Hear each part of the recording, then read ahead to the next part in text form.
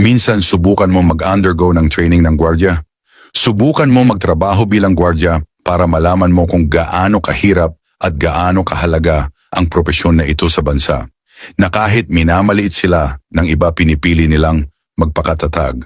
Na kahit gaano katigas ang ulo ng kaharap nila, sinisikap nila maging kalmado.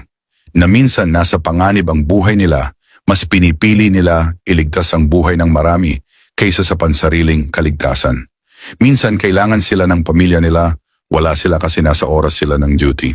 At minsan nagpapasko at bagong taon sila sa duty, masiguro lang naligtas niyong maidaos ito. Isang thank you lang, isang ngiti lang, isang pagrespeto lang sa tama, tanggal na ang pagod nila. Inspired na sila sa trabaho. Kaya huwag mo sanang ipagkait ang kabaitan na deserve nilang matanggap. Credit to the rightful owner, proud private security professionals. Mabuhay ang mga security professionals.